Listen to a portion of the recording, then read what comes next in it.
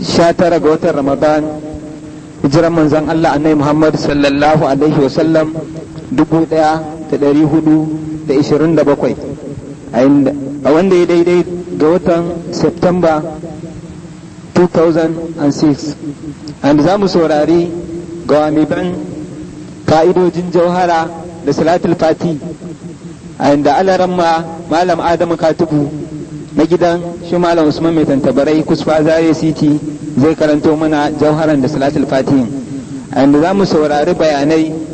daga fadilati shekul islam wa sa'adatul anam maulana ash-shekh Usman ibn ash-shekh Idris radiyallahu ta'ala anhuma kusfa Zaria City. akramakumullah, bismillah. أعوذ بالله من الشيطان الرجيم. بسم الله الرحمن الرحيم. اللهم صل وسلم على عين الرحمة الربانية والياقوتة المتحققة الهائدة بمركز الفهوم والمعاني ونور الأكوان المتكونة الآدمي صاحب الحق الرباني البرج الأصدئ بمزون الأرباح المالئة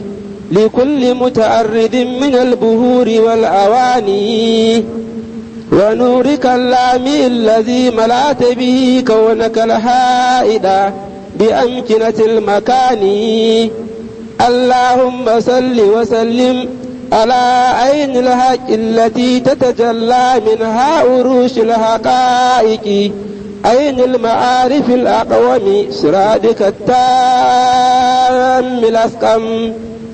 اللهم صل وسلم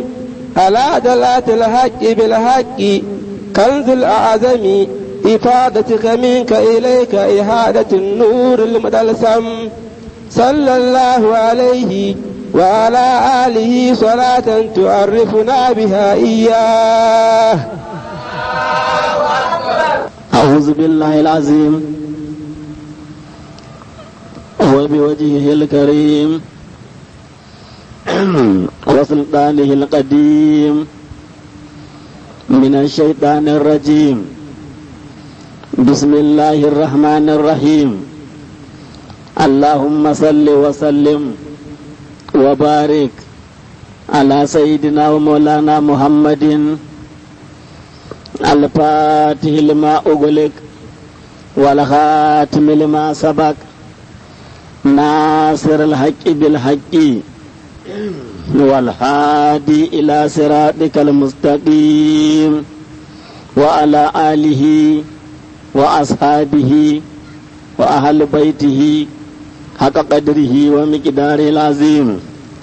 سبحان ربك رب العزة عما يصفون وسلام على المرسلين والحمد لله رب العالمين. mun gode ma Allah mai girma mai ɗaukaka da ya kawo mu wannan ranar Laraba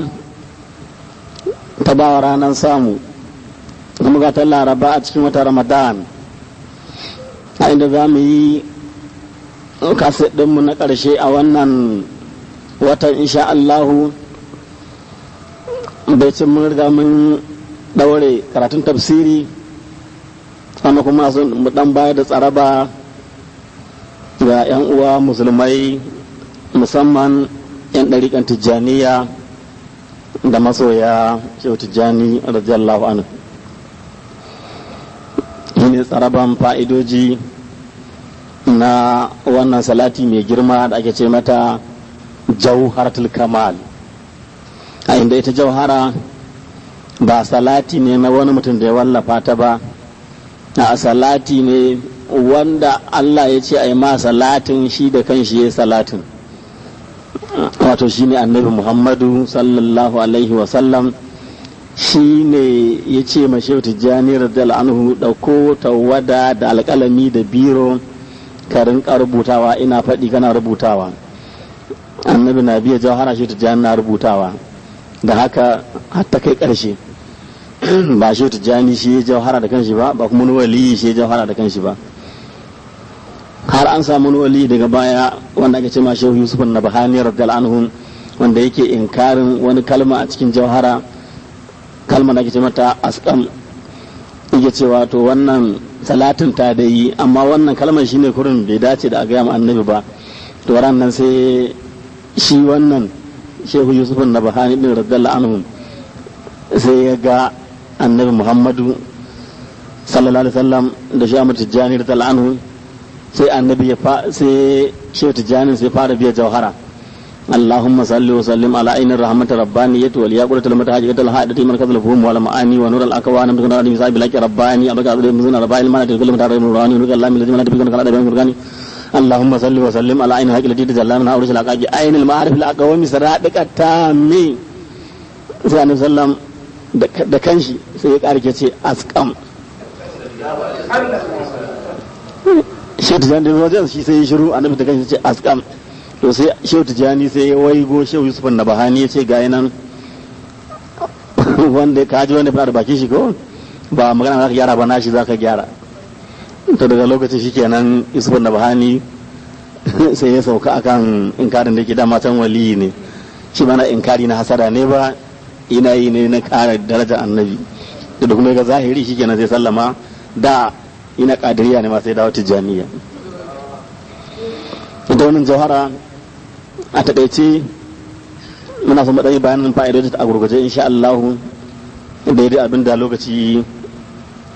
ya bayar. na ɗaya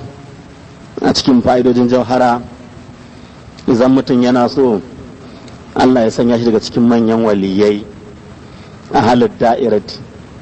manyan waliyai masu zuwa fadan Allah, irin wanda ake ce ma autadu ko ruqaba'u ko nuqaba'u ko nujaba'u ko afaradu ko ahayaru ko rijalul gaibi,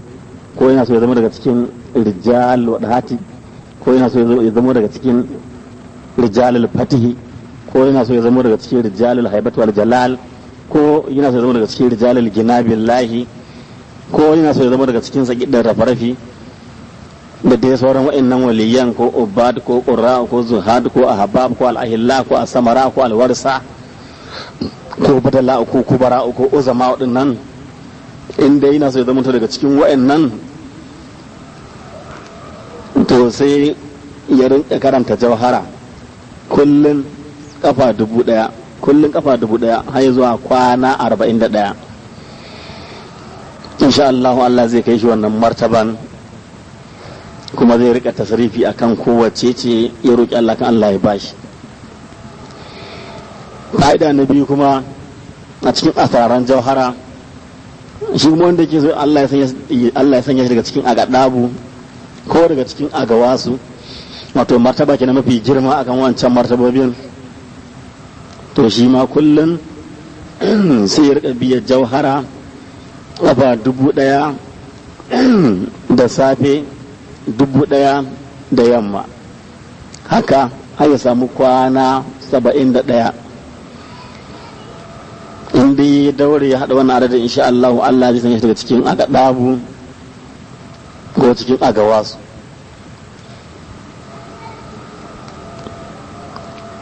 ko da ko ta kama a lokacin akwai wanda ke kan kujeran shi har ya mutu bai hau ba, to dan tashin kiyama za a haɗa su mazaunin su daya. inda ka haɗa wannan adadin. fa'ida na uku wanda aka samu dukansu dai daga bakin qutbul maktum wa barzahul mahatum maulana ashi ahmad tijjani radiyallahu anhu, jalabi ne mai girma, jalabi mai karfi. yace wanda yake so Allah ya azurta shi, musamman in yana da iyalai da yawa, ya rasa yanda zai yi rika ciyar da su abinci, duniya ta mishi kunci, to ya lazumci salatul fatih lima ugulika kafa 100 bayan kowane sallan farilla. in ya kammala ta sai jawhara kafa 1 bayan kowane sallan farilla, salatul fatih kafa 100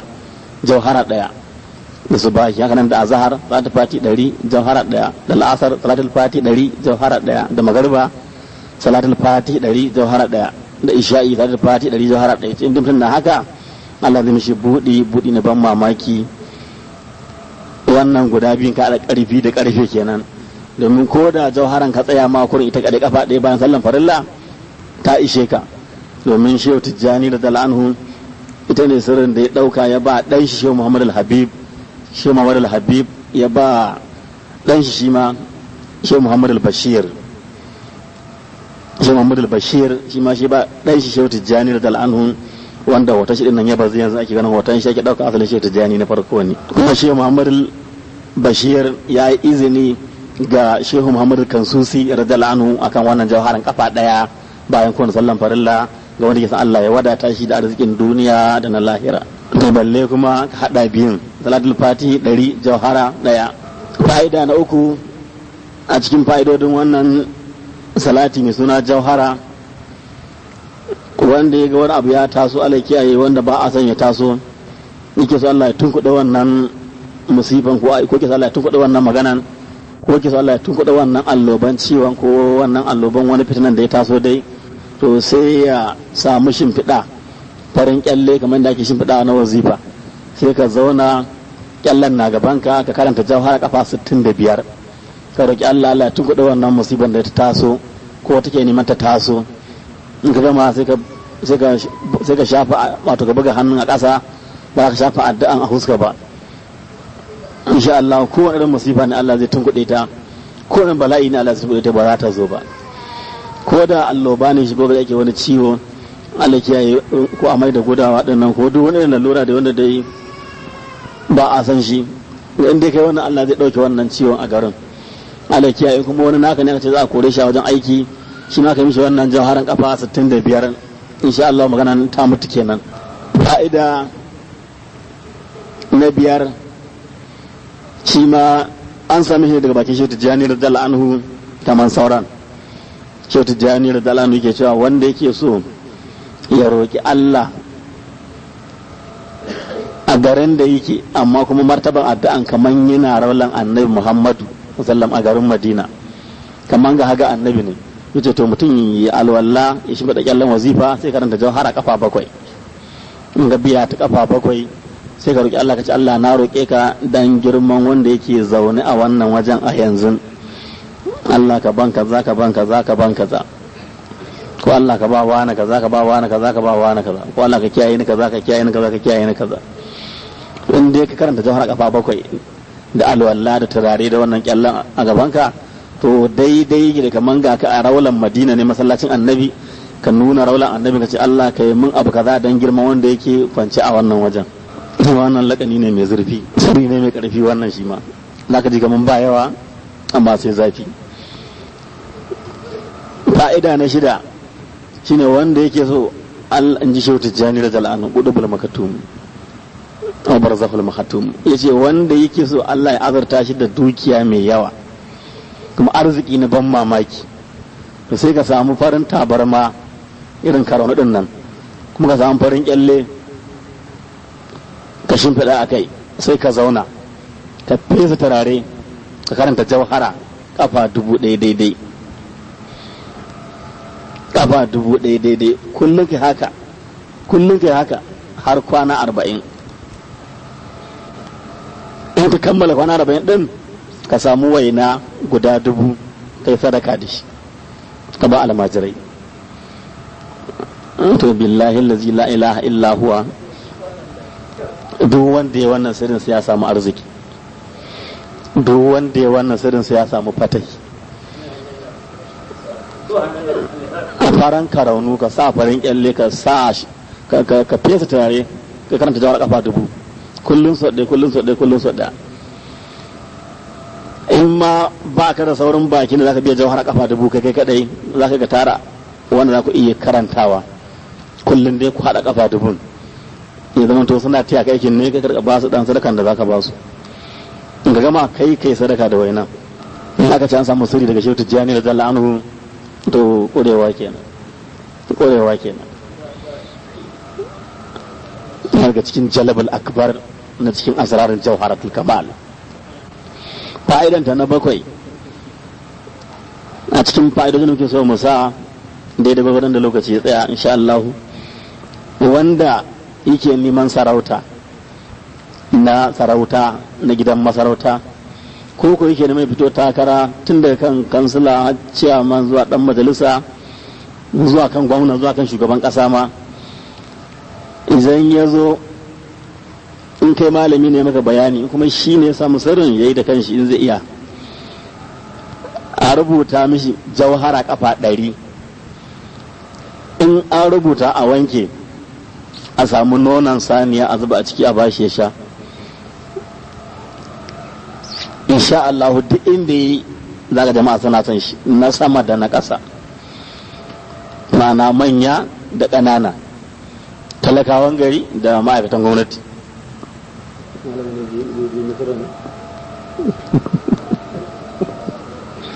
Inda da yi ana zama shi da farin jini insha Allah kuma zai samu wannan kujeran da ya fito ki takara a kanta. Fa'ida na 8, dafa'i ne, wato maganin sammu da tsafi da bori da dukkan shirku, wanda ke Allah ke shi dukkan sharri da dukkan tsafin matsafa da sihirin masu sihiri da bokancin bokaye, shi ma sai ya sa ko ya rubuta da kanshi ko ya sa a rubuta mishi jauhara kafa 100. In an rubuta mishi jauhara kafa 100 sai zai samu ruwa wanda ke tafiya irin sufar ruwan saye kenan, ya ɗibo ya wanke rubutun da shi ya sha, to shi ma wannan da izinin Allah ba wani samman da zai same shi, ko da shi a jikin shi kuma Allah zai bata shi, ba wani tsafi na matsafin da zai kama shi, ba wani bori na dan borin da zai kama shi. Jauhara kafa 100 daidai, jauhara kafa 100 a wanke da ruwa mai gudana, shi muke ce ma kamar ruwan sayi, maganin sanmu kenan. Domin dafa'i yana da kyau kowane mutum ya kare kanshi. Fa'ida na 9, wanda kuma yake so ya samu kwarjini wajen mutane, inda dai yayi a rika girma shi, inda dai yayi a rika tsoron shi, ya rubuta jauhara kafa 3 sai ya layanta. Amma in ya layin, in ya kan ya nade, sai ya samu yashi na sayi ya dan barbada a cikin takardar layin sannan ya nade, wanda dai yayi Allah zai ba shi kwarjini, kuma za a rika jin tsoron shi, ba za a rika tattaka shi ba.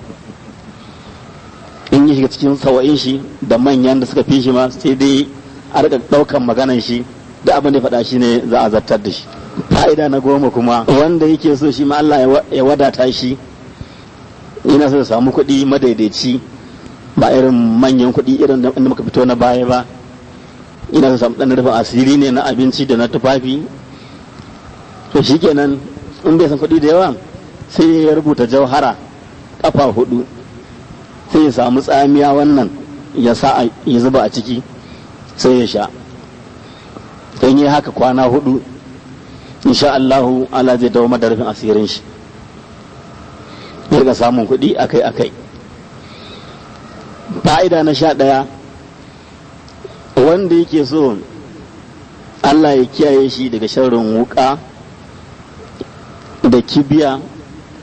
da mashi da sauran makamai da bindiga, da sai ya rubuta wannan jauharan, kullum ya rubuta ta kafa 1, amma ya rinka sha da ruwan teku ko ruwan rijiya. Ya rubuta haka ya sha kullum har zuwa kwana 31, to insha Allah ta'ala in dai lazance ta haka, kullum ka rubuta jauharan kafa, in wuka ne kudin banda bindiga kake so da sauran wayannan, in dai banda bindiga sai ka rubuta kullum kafa 7 har zuwa kwana 31. In kuka so bindigan ne Allah saka ta kama ka, sai ka rubuta kullum kafa 41 zuwa kwana 31, ka sha da ruwan rijiya ko ruwan teku. Insha Allahu za ga aikin Allah, za ka karaman shi Tijjani radiyallahu anhu. Fa'ida na 12, wanda yake so Allah ya bashi auren wata budurwan shi da yake so ko wata bazawaran shi da yake so ya aura, ana ta surutai ko ta dangin uwan ko ta dangin yarinyan ko ta dangin uban ko ta gidansu, an dai an yi ana so dai abin da ya watse shi kuma ya so Allah ya bashi. Shikenan sai ya rubuta jauhara a allo kafa 3. In ya rubuta jauhara a kafa 3 sai ya wanke, sai ya samu lalli, wannan garin lalli wanda mata ke kunshi da shi, kuma ya samu ƙuran kafan yarinyan inda ta taka, in ya ɗibo ya barbada wannan ƙuran a cikin rubutun, ya kuma barbada wannan lallin a cikin rubutun, kawai sai ya wanke hannun shi da shi. Shi kenan abin da zai kenan, in ya wanke hannun shi da shi kenan an gama insha Allah. Duk abin da yake so, in dai magana aure ne wannan ya riga ya tabbata, in dai magana aure ne sai dai shi ya janye, amma insha Allah na riga an gama sosai kuwa. Ba yawa kuma sai zafi ba. Ya abin da zai kenan. Fa'ida na 13, idan mutum ɗan kasuwa ne yana so Allah ya tara mishi jama'a a shagon shi su rinka zuwa siyayya gabar da muku da arewa, shi ma sai ya rubuta jauhara a takarda kafa 7, ya samu ƙuran babban kasuwa da ƙuran wata babban hanya, ya samu ƙuran babban hanya da ƙuran babban kasuwa, sai ya dan tankaɗe sai ya zuba garin a cikin wannan layin, sai ya naɗe ta ya sa a shagon. In ya sa a shagon insha Allah zai mamakin ganin mutane masu zuwa siyayya a wannan shagon. Balle kuma ce in yi wannan din ya kuma ƙara rubutawa haka din kafa 7, ya barbada ƙuran kasuwan da ƙuran hanya a cikin rubutun, shi kuma ya sha ya wanke jikin shi. In dai mutum ya yi wannan siga 3, na farko kai laya irin wannan din ka zuba ka binne a shago ko ka sa a bakin shagon, na biyu kuma ka sha, na uku kuma ka yi wanka da shi. To in dai kai haka ba shi ka za ka ga abin mamaki insha Allah na zuwan mutane sayayya a shagon naka, ko da kuwa fili ne kake da shi ba sai lalai shagon ba. Fa'ida na 14, in kuma mutum kasuwancin shi ba mazauni bane, yakan dauki kayan ne ya fita da shi, ya je sai inda Allah ya so, ba zama yake waje ɗaya ba, shi ma sai ya rubuta jauhara kafa 10. In ya gama sai ya samu maɗiwardi sai ya zuba a ciki, in zai tafiya, in zai je wajen kasuwancin nashi, ya rubuta jauhara kafa 10, ya samu maɗiwardi sai ya zuba a ciki, sai ya sha kuma ya shafa jikin shi. To wannan sirri mujarabi ne, wannan an yi shi ba 1 ba 2 ba 3 ba 100 ba, ba a taɓa ganin wani abin da ba haka ake so ba.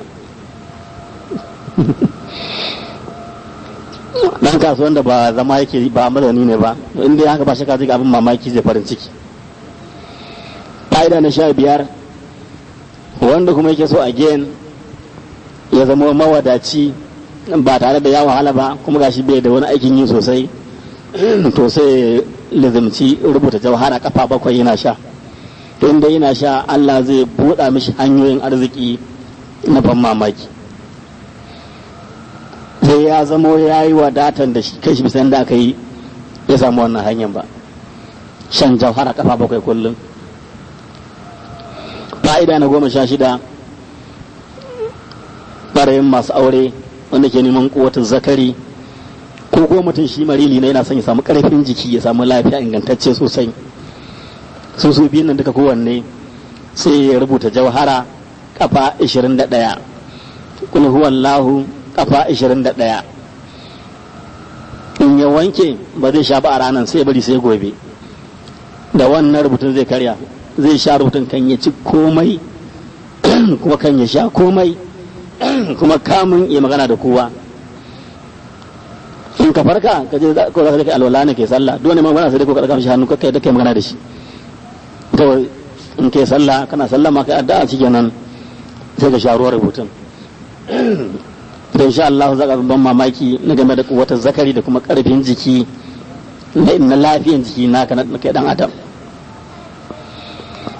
Fa'ida na 17 ita ke ce ma sagau da Hausa, ma'ana wanda ke so Allah ya kiyaye shi duk wani abin da za a nufo shi da shi ko sanda ne ko hannu ne ko menene ba zai sadu da zuwa jikin shi ba in kana so Allah ya kiyaye ka wannan shi ma ka rubuta jauhara kafa 7 ka sha amma za ka samu icce wanda tsawa ya fada mata kadan sassaƙo shi za ka daka ka mai da shi gari ka rubuta jauhara kafa 7 ka rubuta jauhara kafa 3 sai ka wanke ka barbada wannan ruwan ka barbada wannan garin itacen ka sha ka ƙara rubuta jauhara kafa 7 ka barbada wannan garin maganin sai ka yi wanka da shi to duk wanda ya zo ne mai buge ka balle ma ce zai ci ma mutunci to ba zai ƙetare kwana 40 ba face sai mummunan musifa ta faɗa mishi ko wani babban bala'i ko shi ko dukiyan shi inda kai wannan duk wanda ya neme kita ma mutunci ko ya neme zage ka ko ya neme duke ka ba za da kwana 40 ba sai ya raina kan shi ko a jikin shi ko a dukiyan shi kuma gashi ba wani wuya jauhara kafa 3 kuma ga icen da tsawa ya fada mata shikenan kariya ne kai ai shi wa ya sa shi ya zo yi maka fa'ida na 18 wanda ke so kuma in shi yana harkar makaranta ne yake so abin da ya rubuta ya bayar na harkar taimako in an shi a samu biyan bukata ko kuma yana so in ya daga hannun shi addu'a Allah ya amsa mishi a samu biyan bukata shikenan sai ya rubuta jauhara zai rubuta ta allo kafa 5 in ya kammala sai ya samu garin lalle sai ya barbada a cikin ruwan rubutun shikenan sai ya wanke hannu da shi da subahi ya wanke hannu da shi da azhar ya wanke hannu da shi da al'asar ya wanke hannu da shi da magariba ya wanke hannu da shi da isha'i to insha Allah duk abin da Allah inda ya daga hannu insha Allah Allah zai saka da ijaba akan duk abin da ya roki Allah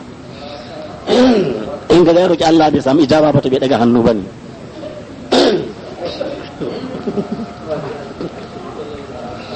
ina ta ba ta da wani wahala ai wannan zaka yi kai abinka ko ba dan waninka ba ko dan kai kanka in kana so ka roki Allah fa'ida na 19 matan da take da kwantancin ciki an yi a samu cikin ya tashi abin bai yi ba in aka zo wajen ka baka labari ko kuma dama ka santa sai ka sa a rubuta mata jauhara kafa 5 a samu naman damo a dafa mata wannan naman da wannan rubutun ta ci roman kuma ta shanye dan da ke cikinta zai miƙe da izinin Allah ba wani wahala kafa 5 a samu naman da makon shi kenan sai a yanka naka dafa da shi kenan kudin insha Allah dan da ke ciki zai tashi fa'ida kuma na 20 daidai idan kuma ita macen ba ta haihuwa ne an je asibiti an wankin cikin an sa malamai sun yi addu'a a rasa da yadda za a yi ba ta samu haihuwa ba shi ma sai ka sa a rubuta mata jauhara kafa 5 a zuba ma'iwardi a cikin rubutun amma rubutun za a wanke ne da ruwan teku ko ruwan saye ko ruwan sama ko ruwan rijiya in aka wanke rubutun sai a zuba wannan ma'iwardin a bata ta sha insha Allah za ta samu ciki kafa 5 ba wani wahala daga ma'iwardi gudun sai ruwan teku ko ruwan rijiya ko ruwan sama ko ka samu suwan wata din nan da yayi wanda ba ta haihuwa ba ta ciki ai musu don amfanar da su fa'ida na 21 kuma wanda yake so karfe kai ya huda shi ko wuka ko tsini ko kaifi ko wani irin takobi ne kai ya huda shi to sai ya rubuta jauhara kafa 1000 in ya rubuta kafa 1000 sai ya wanke in zai sha sai ya samu katon dutse irin manyan duwatsun nan ya je ya hau kan shi ya zauna a da haka nake so a yi kuma haka na shirya ai shafi biyu nan jawara na kwadar fati a haba wanda ya rubuta jawhara kafa 1000 ya wanke ya je samu katon dutse ya hau kan shi ya zauna ya sha to in dai makami ne ko wuka ko takobi ko kibiya ko mashi ko bindiga ko bam ne Allah zai kiyaye ka, ko me Allah zai kiyaye ka sharin shi. Fa'ida na 22 wanda ya rubuta wannan jauharan da za'afaran, wato in yana so Allah ya kiyaye shi idan makiyaye shi sun biyo shi kar su gan shi. Ba ka san duk wani wanda yake nufin ya cuce ka ya ganka, sai ka rubuta wannan jauharan da za'afaran, ka samu gashin makaho sili 7 sai ka zuba a cikin wannan takarda da ka rubuta jauhara, ka naɗe ta ka sa aljihu, inda duk ka je insha Allah maƙinka ko a ina yake, ko dan fashi ne ko azzalimi ne, in ya biyo ka da niyyar cuce ka ba zai ganka ba, ko dare ko rana ko da ku tare shi kuke, inda zaran ya niyyar cuce ka ba zai ganka ba, insha Allah Allah zai kiyaye ka. Sai rubuta jauharan da wannan sigan, ina ce adadin ne kurin ba zan faɗa ba saboda ba a san inda kasar din zai je ba, amma ko mun tashi karatu insha Allah sai in gaya muku. Fa'ida na 23 wanda ke so Allah ya wadata shi arziki mai yawa mai amfani, sai ya rubuta jauhara kafa 6 ya sha kullum haka kwana 6, to insha Allah ko da bai da aikin yi ne Allah zai buɗa mishi hanyoyin sana'a, Allah zai mishi buɗin da zai rika samun kuɗi, ya rika samu ba tare da wahala ba. Jauhara kafa 6 kullum ka sha kwana 6. Fa'idan jauhara na 24 wanda yake so Allah ya sa kowa ya rika girmama shi, mace da namiji, yaro da babba, bako dan gari, kana so kowa ya rika girmama ka, kowa ya so ka yadda da kai, da sai ka rubuta jauhara kafa 1 kai layanta, ko ka rataya ko ka sa aljihu ko ka sa addu'a inda ka san dai yana tare da kai, kafa 1 ba wani wahala. A jarraba a ga ikon Allah. Fa'ida na 25 wanda yake so Allah ya sanya shi daga cikin manyan waliyai, kuma yake so Allah ya kiyaye shi daga sharrin mutane da aljannu, da sharrin talauci, da sharrin wuta na duniya da na lahira, da kowane irin sharri, ko karfe ka taka ba zai huda ka ba, ko wuta ka taka ba ta kona ka ba, sharri kuma iya sharri mutum zai kyale ka, kuma gashi kana daga cikin waliyan Allah ta'ala, to sai ka rubuta jauhara kafa 71 ka sha. Allah zai maka haka da alfarma annabi Muhammadu sallallahu. Fa'idan kuma da aka jarraba aka gani, wanda shehu Tijjani kai ce sahihun mujarrabun radiyallahu anhu, yace wanda tsanani ya mishi yawa, kunci talauci ya dame shi, ya karanta jauhara kwana 3 kullun kafa 1000 da rana, kafa 1000 kwana 3, yau 1000 gobe 1000 jibi 1000, yau 1000 gobe 1000 jibi 1000, yake nan kwana 3. ce za ga abin ban mamaki, kwana 3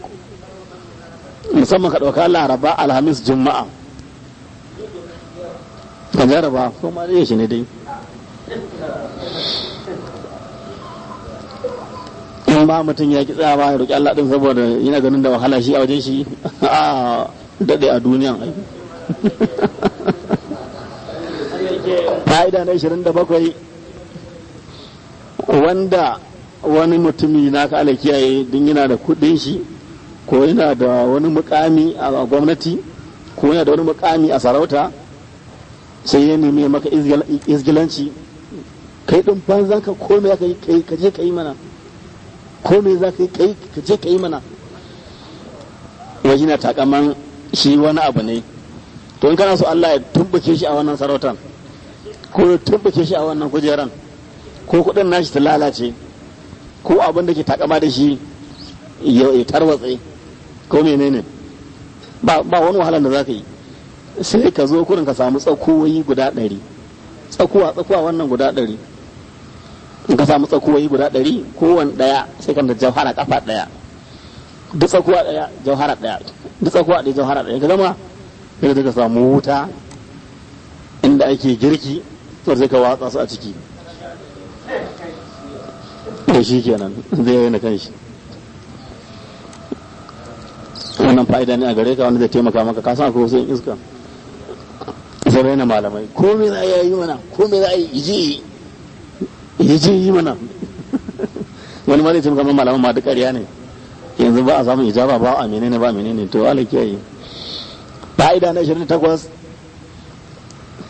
shi ma dai wanda ke neman ya samu kuwatar zakari, saboda annabi ya dinga ba da bayani akan cewa ya kamata duk mai hankali ya nemi magunguna guda 2, na farko maganin ciwon ido, na biyu kuwatar zakari, saboda tsufanka ne kakka ga yanzu kana da ƙuruciya wani abubuwan ba su dame ka ba, ana so ka yi tanajin su. sai maganin kuwatar zakari mutum sai ya rubuta wannan jauhara kafa 7 kullum kwana 7, in zai sha sai samu irin ƙuran nan na makera da yan barbada a ciki ya sha kwana 7, zai ga abin ban mamaki game da sha'anin kuwatar zakari insha Allah. Fa'ida na 29 shi kuma wanda yake so ya majikin shi rigakafi, yana so Allah ya shi duk wani irin ciwo, kowane ciwo sai dai ya ji labarin ana yi, kullum yana so zama to cikin lafiya da zaman lafiya da kwanciyar hankali, sai ya rubuta jauhara kafa 41, amma ba zai sha ba sai daidai gobe lokacin bullowar rana, sai daidai lokacin bullowar rana sai ya sha, sai ya sha wannan insha Allah duk wani ciwo ko allo ba ake ba shi ba jikin shi. In ma kai ma yaran ka haka su ma da Allah zai kiyaye su, kuma Allah zai haska kama huskanka, Allah zai haska kama jikinka zahiri da baɗini, ina ka zama mutum mai farin jini mai haske. Fa'ida na 30 ita kuma idan matanka tana da ciki kana so ta haifi ɗa namiji ne, ta fi son ta haifa maka ɗa namiji a lokacin, sai ka sa a rubuta maka jauhara kafa 199 sai ka ba ta sha, in dai ta sha to insha Allah namiji za ta haifa. Fa'ida na 31 wanda yake so Allah ya kiyaye gidan shi game da sharrin barayi, bai san barayi su shigo gidan shi, shi ma sai sa a rubuta mishi jauhara a takarda kafa 101 laya kenan, sai je ya haƙa rami a gidan nashi ya sa laya a cikin kwalba ya sa ta a wannan ramin ya binne, don Allah su yadda ba wani ɓarawan da zai shiga wannan gidan ko dare ko rana. In kuma an samu wani ɓarawa shi ma mai tsananin shiri, saboda tsananin shiri shi ma har ya samu ya shiga gidan, to insha Allah duk abin da ya ɗauka ko a ina yake ko ya yake kan kwana 3 sai ya dawo da shi, kuma sai rashin lafiya mai tsanani ya kama shi. Jauhara kafa 101. Fa'ida na 32 shi kuma wanda yake so ya samu ta babban mulki kamar mukamin president ko vice president din ko dan majalisa ko gwamna yake so ya zama, in ya zo maka bayani sai ka sa a karanta mishi jauhara kafa 1000, amma kwana 7 za a yi ana yi, kwana 7 za a yi ana yi. Za a fara ne ran alhamis da daddare, daren juma'a za a samu farin tabarma da farin kyalle. Farin tabarma karauni kenan ka shimfiɗa, a sa farin kyalle kuma sannan ka hau kai ka zauna kafa 1000 kwana 7. In ka kammala a yanka rago a sadaka da shi a ba almajirai. Wannan ka jaraba shi gani, ba wani kokonto a ciki insha Allah. In dai mutum kujera ke nema ko wani mukami ko wani siyasa ko wani kujera a ofis, in kai mishi wani aikin zai samu wannan mukami. jauhara kafa 1000. In kuma mukamin ba babban ne ba suka mishi 1000 kwana 1 ko kwana 3. in ka bai kai gwamna ba suka mishi 1000 kwana 1 ko kwana 3. ko kuma kujerar da ke ma ofis din ba wata kujera ne babba ba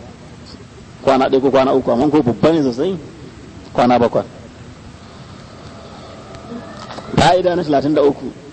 ala kiyaye wanda gidan shi ake ta yawan musifa, ake ta yawan fada, ake ta yawan bala'i, ko gida ko gari ko anguwa,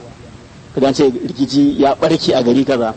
ala kiyaye kana so Allah ya sa hankali ya kwanta a daina wannan yaƙe-yaƙen. Allah kiyaye ko garin ku ne ko ba garin ku bane ko ina ne kana so ka taimaka musu, sai ka sa a rubuta maka jauhara. Izan mutane kamar 3 ne ko 4 ko 5 Allah kiyaye ta misali kamar kana da mata ne a gida,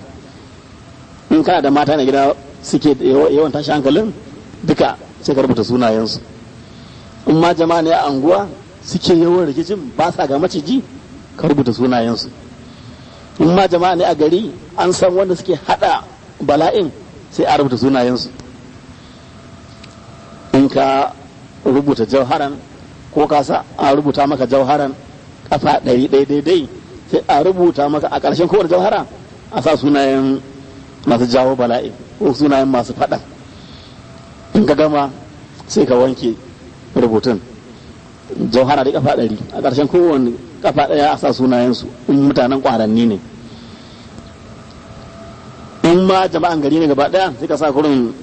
jama'atu balad kaza, jama'atu balad kaza, jama'an gari kaza kenan sai ka sa sunan garin. Sai a samu ice a hura wuta sosai ya kama bal bal bal bal, wannan ruwan rubutun da aka rubuta jauhara kafa 100 sai a ji a yayyafa a wannan wutan, a yayyafa shi insha Allah fitinan za ta mutu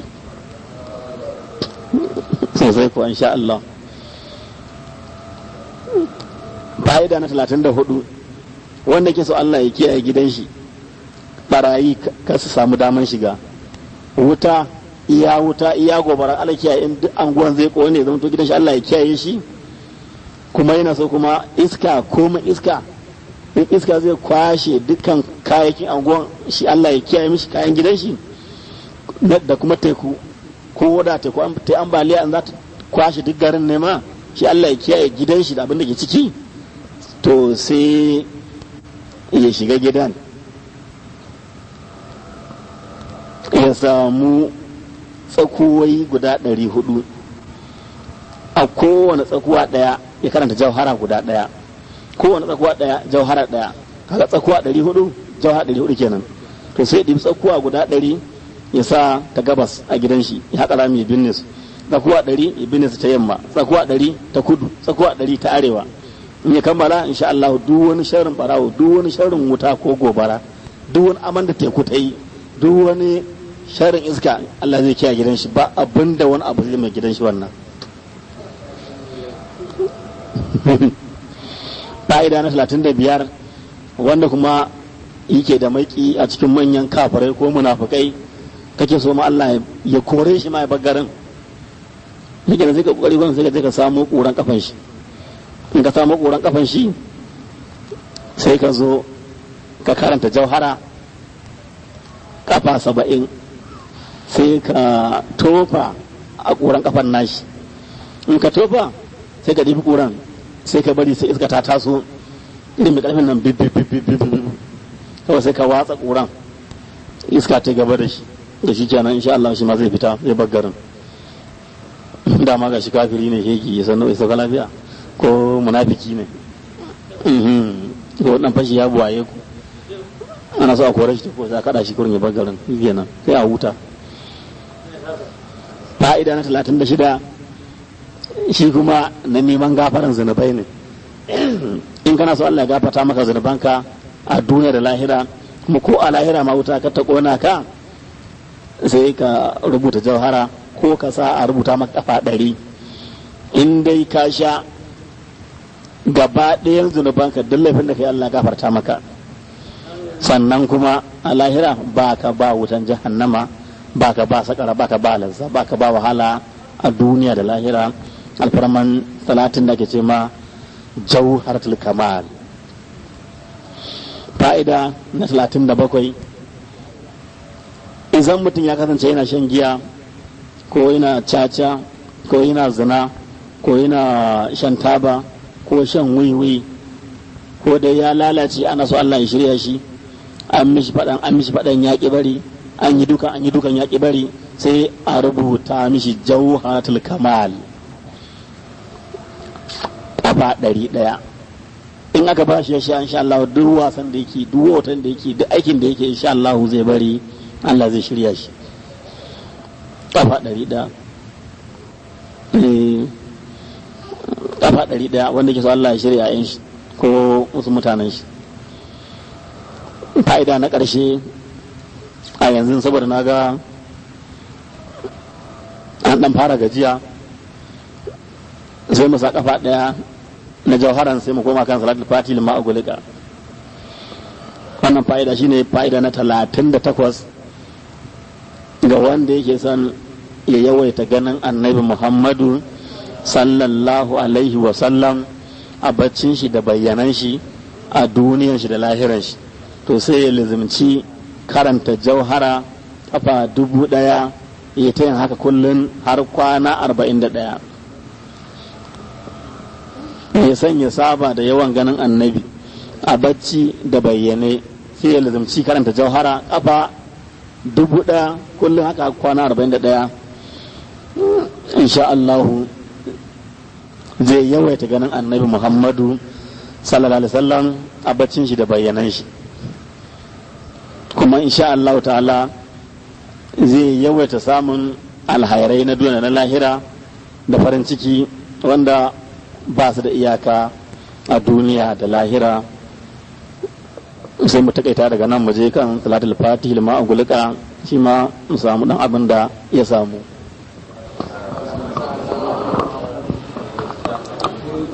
اللهم صل على سيدنا محمد الفاتح لما أغلق والخاتم لما سبق ناصر الحق بالحق والهادي إلى صراطك المستقيم وعلى آله حق قدره ومقداره العظيم.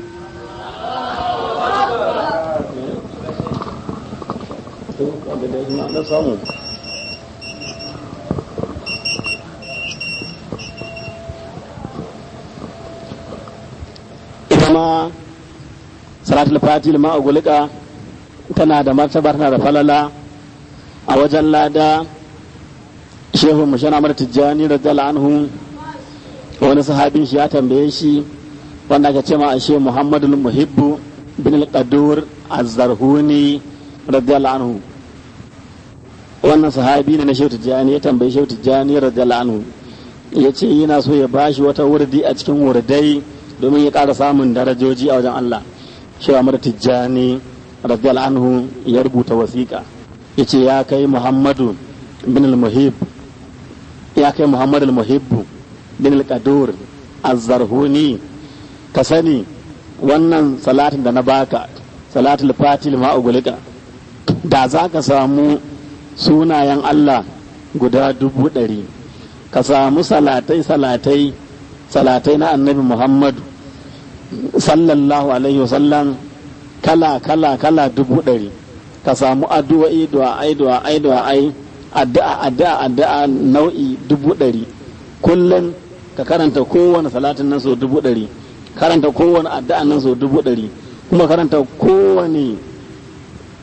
salati 100,000, addu'a 100,000, kuma ka karanta kowane suna a cikin sunan Allah, ka samu sunan Allah guda 100,000, kowanne shi ma ka biya shi so 100,000, a haka ka rayu shekara 100,000. Yace to da za a tara ladan da ka samu bai kai ladan kafa ɗaya ba na salatul fatihi lima ugulika. Lau jumi'a sawaba zalika kulluhu ma balaga sawaba martabatan min salatul fatihi lima ugulika. Kuma wannan siga mafi mutum ɗaya kenan. To haka ɗin nan ma mutum ɗaya nan da ce sun kai mutane, da ce za a samu duniyoyi 100,000, kowane duniya tana da ƙasashe 100,000, kowane ƙasa tana da state 100,000, kowane state tana da local government 100,000, kowane local government tana da anguwanni 100,000, kowane anguwa tana da mutane 100,000, to su rayu kowannen su shekara 100,000 kowa a kullum zai biya sunayen Allah 100,000 kowane kafa daya so 100,000 zai biya salatai 100,000 kowane salati daya so 100,000 zai biya du'a'ai so 100,000 kowane du'a'ai daya kafa 100,000 to duk duniya gaba daya tara su ba su kai martaban sa ta fati kafa daya ba wajen lada kenan. Wajen fa'ida kuma na asararu wanda yake so Allah ya bashi farin jini wajen halittu ya zama to ya samu kabuli kowa ya so shi sai ya rubuta zatul fatil ma'ugulika kafa 9 kafa ukun farko